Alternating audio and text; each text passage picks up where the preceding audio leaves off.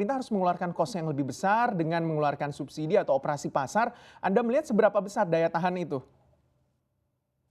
Ada beberapa langkah yang bisa, dan saya kira semua alternatifnya sudah mulai terlihat sekarang yang digunakan oleh pemerintah. Yang pertama, melakukan subsidi komoditi, ini yang dicoba dilakukan untuk minyak goreng curah misalnya. Prosesnya masih berjalan dan ternyata tidak mudah. Secara administratif tidak mudah, pertanggungjawaban keuangannya juga tidak mudah, ya karena kita juga sangat ketat sekarang dalam mengawasi keuangan negara untuk menghindari korupsi dan lain-lain. Kemudian alternatif kedua adalah BLT yang juga sudah disalurkan ya, untuk membantu kelompok masyarakat berpendapatan rendah. Saya kira pilihan-pilihan ini sudah tepat yang dilakukan oleh pemerintah, karena dengan demikian intervensinya adalah kepada yang tersasar. Jadi secara khusus targeted intervention pada kelompok masyarakat yang memang membutuhkan, baik subsidi maupun bantuan bantuan langsung tunai.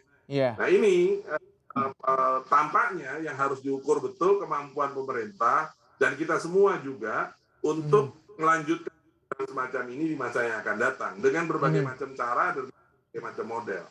Nah yang ingin mungkin harus kita garis bawahi adalah semua program itu hanya bisa dilaksanakan kalau barangnya ada. Karena orang tidak menggoreng dengan uang, tapi menggoreng dengan minyak goreng. Kalau minyak goreng, hanya kita produsen besar, jadi rasanya barangnya ada. Mungkin harganya masih akan berfluktuasi dan akan naik.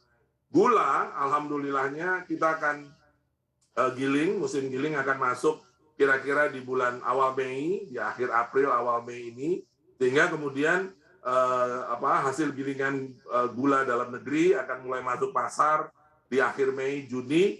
Mudah-mudahan barangnya ada. Harganya, ya tadi, karena sekarang meskipun tadi dikatakan stoknya ada, stok bisa ada, tapi harga itu ternyata dengan keterbukaan informasi dan keterbukaan bisnis, maka dia akan mengikuti internasional juga, karena ada pertimbangan biaya uang dan lain-lain. Jadi fokus kita adalah di satu sisi memastikan stoknya ada, betul, saya setuju dan itu kita harus lakukan terus.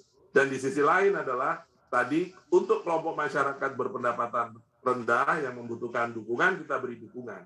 Kepada masyarakat yang lain, memang mau tidak mau kita harus bersiap untuk terpaksa mengalokasikan anggaran lebih besar dari kantong kita masing-masing untuk memenuhi kebutuhannya dengan harga-harga yang lebih tinggi. Ya, jadi langkah pemerintah dengan mengonversi dompet yang cukup tebal begitu ya dari peningkatan harga komoditas utamanya mungkin batu bara di mana juga fiskal kita terbantu dari sisi ekspor batu bara yang harganya naik, ini dikonversi dengan jaring pengaman sosial untuk meningkatkan daya beli masyarakat. Itu sebuah langkah yang tepat, tapi di satu sisi juga harus melihat atau mencukupi stok di dalam negeri karena kalau ada uangnya nggak ada stoknya ya percuma juga sebenarnya ya Pak.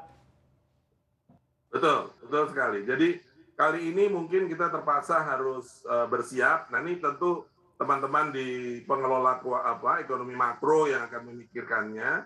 Bagaimana dengan kondisi tadi sempat disebutkan di CNBC tentang growth, itu saya kira sebuah tantangan yang bahwa rasanya saya terus terang agak pesimis kalau inflasinya bisa ditahan di 3 plus minus 1. Jadi rasanya kita juga harus skenario pengelolaan ekonomi makro, moneter maupun fiskal, untuk bisa melihat kalau ternyata inflasi kita tembus dari 4%, misalnya sampai, dugaan saya mungkin ada di sekitar 5-6%. Jadi modelnya saja sudah mengatakan bahwa inflation-nya akan membuat kenaikan atau menambah hitungan inflasi 0,2 sampai 0,3%. Itu baru first round-nya. Tapi the second dan third round mungkin bisa sampai 1-2% peningkatan inflasinya.